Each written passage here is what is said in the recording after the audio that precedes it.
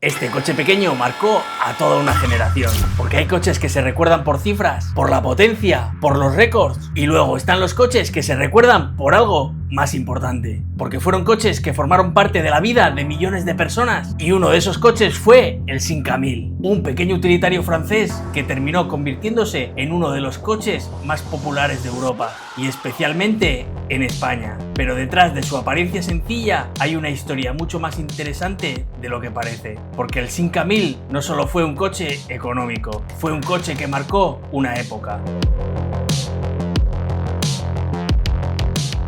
Para entender al Simca 1000 hay que viajar a finales de los años 50. Europa estaba cambiando rápidamente, la economía empezaba a recuperarse, las familias querían algo que hasta entonces había sido un lujo, tener su propio coche.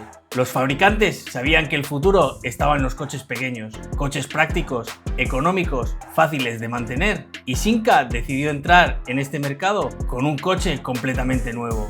Y así es como nació el Simca 1000, presentado en 1961. Un coche que seguía la arquitectura muy típica de la época, con un motor trasero, tracción trasera y una carrocería compacta de 3 volúmenes. Y aunque Simca era una marca francesa, el diseño de Simca 1000 tenía una fuerte influencia italiana. De hecho, el coche fue diseñado por Mario Rebelli, un diseñador que también colaboró con Fiat. Y por eso el Simca 1000 comparte una filosofía con otros coches de su tiempo, como el Fiat 850 o el Ensu Prince. Y la idea era simple, un coche pequeño por fuera, pero razonablemente espacioso por dentro. 4 puertas, maletero delantero y el motor detrás. El primer Simca 1000 montaba un motor pequeño, un 4 cilindros de 944 centímetros cúbicos con aproximadamente 40 caballos. Hoy en día esto puede parecer muy poco, pero en un coche que pesaba poco más de 700 kilos era mucho más que suficiente para el uso diario. La velocidad máxima rondaba los 125 km/h, pero lo importante no era eso. Lo importante era que era un coche robusto, sencillo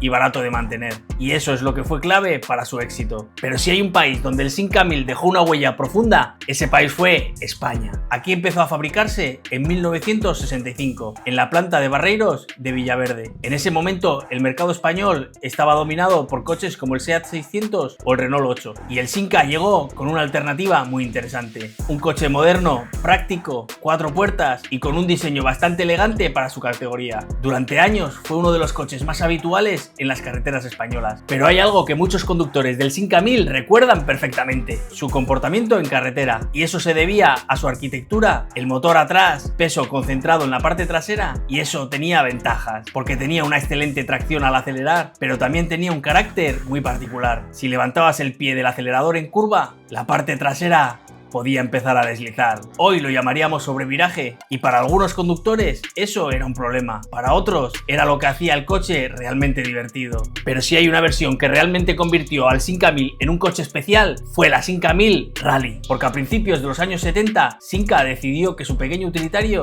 podía ser algo más. Podía ser un coche deportivo accesible, y así nacieron las versiones Rally. La primera fue Simca 1000 Rally, con un motor 1.3 litros y unos 60 caballos. Pero la verdadera leyenda llegó después. El Simca 1000 Rally 2, con un motor de 1294 centímetros cúbicos y alrededor de 82 caballos, con carburadores dobles, suspensiones más firmes, frenos mejorados y una estética inconfundible. Franjas negras, llantas deportivas y un sonido muy particular del motor trasero. En carreteras de curvas, el Rally 2 era sorprendentemente eficaz. El peso atrás ayudaba a salir fuerte de las curvas, y si sabías jugar con el acelerador, el coche podía deslizar de una forma muy divertida. Por eso, durante años, el Simca 1000 Rally se convirtió en una auténtica escuela de pilotos. Era un coche barato, ligero, fácil de reparar y enseñaba algo fundamental: a conducir rápido de verdad. Y hay un detalle muy curioso que muchos aficionados desconocen, y es que el desarrollo del Simca 1000 Rally estuvo muy influenciado por el mundo de la competición. En aquella época,